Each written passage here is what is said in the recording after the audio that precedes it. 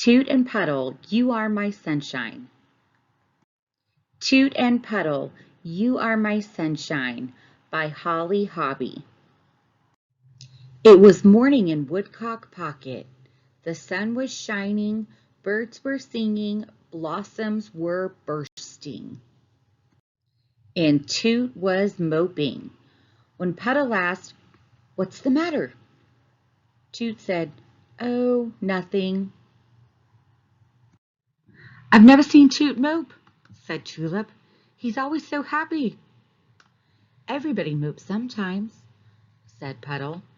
"Even Toot." "And it's such a beautiful day," Tulip said. "The sky is so blue." "That doesn't matter when you're blue too," Puddle said. The next morning when Toot came into the kitchen, he asked Puddle, "How do I look?" "How do you look?" Puddle said. "You look the same as ever." "My ears are too big," Toot said. "Of course they aren't," Puddle said. "Your ears are perfect." "Do you think my eyes are too small?" Toot asked. Puddle looked at his friend's eyes. "I don't think so," he said. "I feel too pink," Toot said. "You can't be too pink." "You're just saying that," said Toot, and he moped out of the room. Mope, mope, mope. That evening Puddle made 5-berry cobbler with heaps of whipped cream. "I know 5-berry cobbler is your favorite," he said to his friend. "It's delicious," Toot told him. "Thank you." Toot's smile popped out for the first time in 2 days. "It worked," Tulip sang the next morning. "Hooray for 5-berry cobbler." "I think you're right," cheered Puddle. He was very relieved. But when Toot came poking across the yard, he didn't look any happier than he had been before. "Is Toot still blue?" Tulip asked. "Maybe he's bored," Puddle declared. "What Toot needs is adventure." "That was tons of adventure," Tulip said.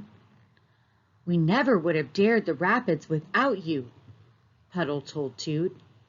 "Anyone can float down a river," Toot replied. He was still moping. So Puddle had another idea. "Maybe Toot is feeling lonely. We haven't had company at Woodcock Pocket all summer." Tulip's eyes brightened. "There's nothing better than company," she said. "Let's invite everyone." Everyone came. Jenny, Otto, Phil. Soon Puddle had everyone singing, "You are my sunshine."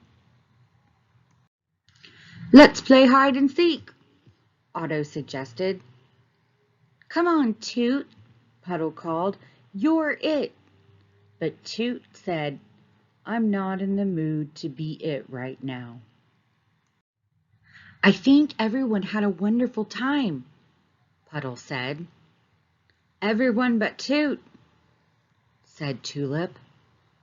"I sure miss the old Toot," Puddle said. "Me too," said Tulip. Sunday morning wasn't sunny.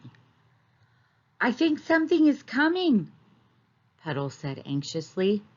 "I'm afraid you're right," said Tulip. Late that afternoon, lightning crackled, thunder rumbled, and wind lashed Woodcock Pocket with rain. It was the biggest and scariest storm Puddle could remember, and it went on all night. Toot was the only one who didn't seem afraid.